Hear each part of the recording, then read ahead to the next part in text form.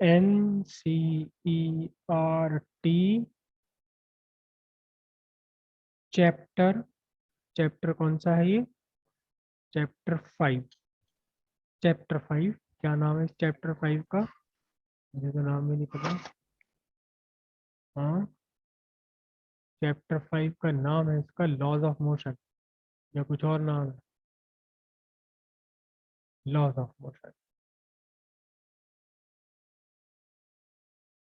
Laws of motion. ठीक है। Laws of motion, सबसे पहले जो ऑब्जेक्ट्स का मोशन है वो सर्च किया था, मतलब उस पर ऑब्जर्वेशन जो सबसे पहले लिया था वो गैलीलियो ने लिया था।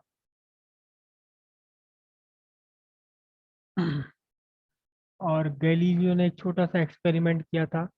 हालांकि उसका उन्होंने कोई रूल रूल की फॉर्म में स्टेब्लिश नहीं किया था, लेकिन उसी को न्यूटन ने फिर फर्स्ट लॉ या लॉ ऑफ इनर्शिया के नाम से इस्टेब्लिश किया।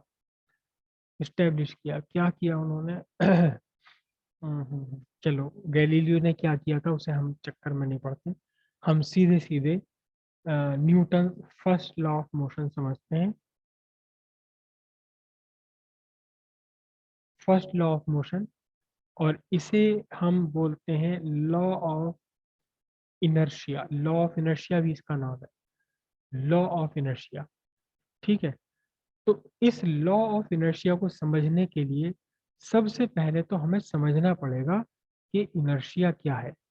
सबसे पहले हमें समझना पड़ेगा कि इनर्शिया क्या है। What is inertia? इनर्शिया क्या है? अब ध्यान से समझिएगा, ध्यान से समझिएगा। एक ये बॉडी है, ये मेरा पेन है, यहाँ रखा हुआ है। ठीक है, ये पेन है, यहाँ रखा हुआ है, ये यहीं रखा रहेगा। क्या यहाँ से ये हिल जाएगा अपने आप? है? ये अपने आप हिल सकता है क्या? ये अपने आप यहाँ से नहीं चलेगा, ये यहीं कहीं रखा रहेगा। कब तक रखा रहेगा? जब तक कि कोई इसे हिलाएगा।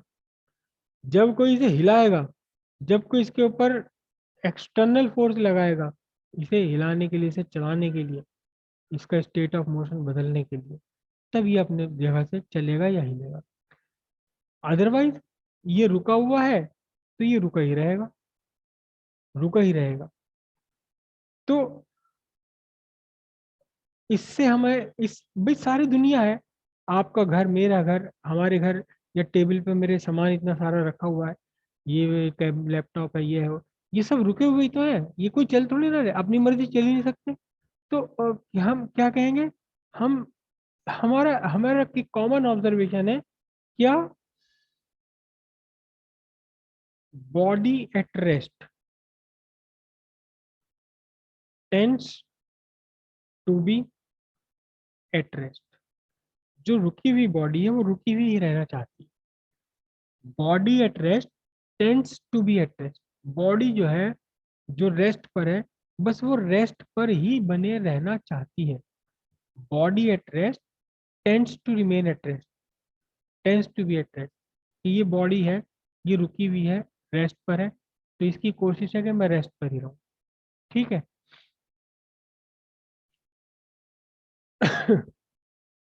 गैलीलियो ने क्या एक्सपेरिमेंट किया? थोड़ा सा हल्का सा आइडिया ले लेते हैं उसका भी। एक स्लोप बनाया, स्लांटिंग, ढलान, जैसे बच्चों के फिसलने वाला झूला होता है। ठीक है। और इस स्लोप को फिर आगे से इन्होंने ऐसे कर्व कर दिया,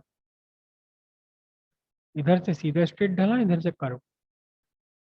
और इन्होंने देखा, यहाँ से एक बॉल इन्होंने लुढ़काई, वो यहाँ आई, ये नीचे अर्थ, अर्थ का हॉरिजॉन्टल प्लेन है। तो यहाँ इस स्लोप पे से उन्होंने देखा कि एच ऊंचाई पे से इन्होंने छोड़ा, तो ये बॉल जो है यहाँ आई और फिर यहाँ घूमी और कितनी ऊंचाई पर गई? फिर ये उन्होंने देखा कि दूसरी तरफ एच ऊंचाई तक ही पहुंची है। जितनी ऊंचाई से इसे छोड़ा था, एग्जैक्टली उतनी ही ऊंचाई तक ये हॉरिजॉन्टल लेवल इसका उतना ही पहुंचा। अब उन्होंने क्या काम किया,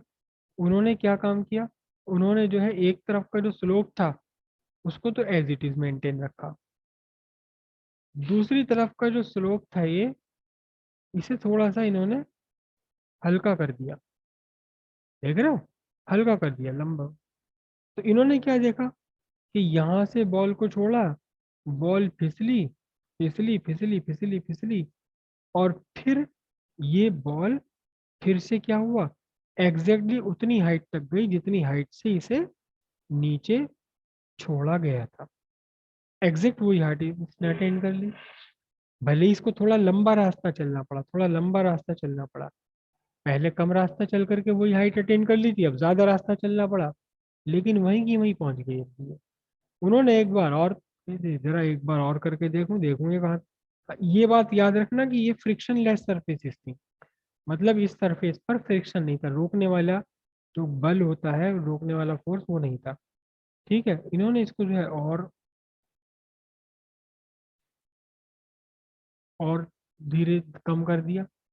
तो उन्होंने देखा कि जितनी हाइट से इसे छोड़ा था बॉल को, हाँ, उतनी हाइट से ये चलती चली गई, उतनी हाइट से चली गई, और अल्टीमेटली कितनी हाइट तक पहुंची है, अल्टीमेटली उतनी ही हाइट तक पहुंच गई जितनी हाइट तक इसको छोड़ा गया था, अल्टीमेटली वहीं तक पहुंच गई।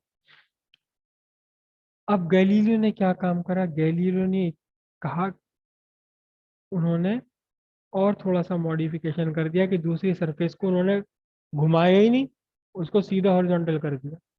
तो उन्होंने क्या देखा, उन्होंने देखा कि ये जो मैंने बॉडी छोड़ी है, बॉल है, ये तो चलती ही आ रही, चलती ही आ रही, चलती ही आ रही, चलती ही आ रही, चलती ही आ रही, चलती ही आ रही, चलती ही आ रही, चढ़ाई तो चढ़नी नहीं पड़ रही, इसको चलती ही आ रही है।